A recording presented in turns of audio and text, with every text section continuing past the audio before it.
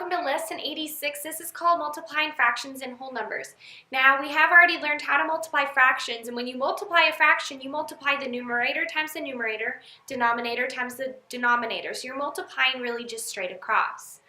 And we've also learned that when we multiply fractions, that whenever you have a word problem, the key word of always means multiplication.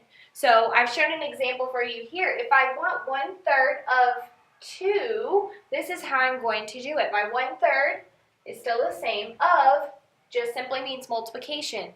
Now, the one thing that we are going to be learning in this lesson particularly is how to write a whole number as a fraction. I can write 2 as 2/1 because, as we learned from many lessons ago, that this is also what's called a division problem. If we look at this as a division problem, 2 divided by 1 is 2, which means that 2/1 equals 2. I'm not going to change this to a fraction. I simply am just going to, I'm not going to change it at least to a completely different fraction. I'm going to make it look like a fraction form and have a numerator and denominator. But whenever I want to write a whole number as a fraction, I always put it over 1. I always put it over 1, and that's a whole number because then I could put 2/1 equals 2. If I have 10/1, it equals 10. If I have 8/1, it equals 8. So we're going to look at this one example problem that we have in our book, and it says, what number is 2/3 of 4? I want you to go ahead and try to see how much you can do of it by yourself. Now, the thought process I want you to look at is, of, we know, is multiplication, and we're trying to find what 2/3 of 4 is. What I know about my answer so far is that 2/3 is equal to more than half, and I know that half of 4 is 2. So my answer is going to be greater than 2.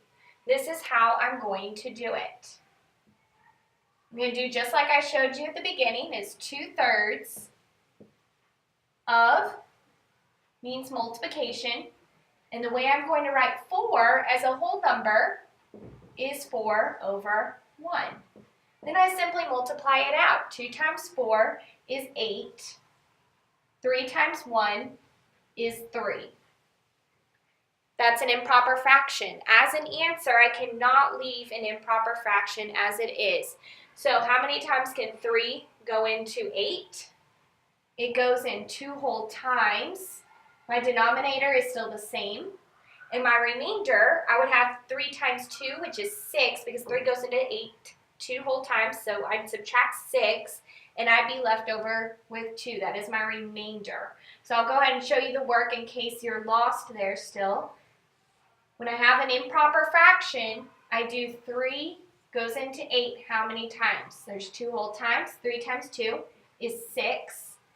And 2 is my remainder. Then I use my remainder and my divisor to write my fraction. 2 and 2/3.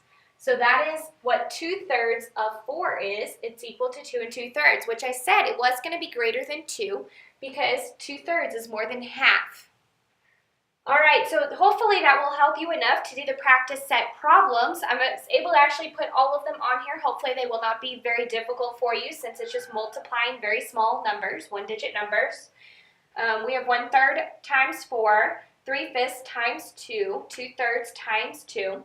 And then letter D, E, and F, you're doing the exact same thing as our example problem. You're trying to find, it's just written out in word form, realizing that the word of means multiplication. So you're really doing the exact same thing for all 6 of them. We'll go over answers in class together, and thank you very much for paying attention.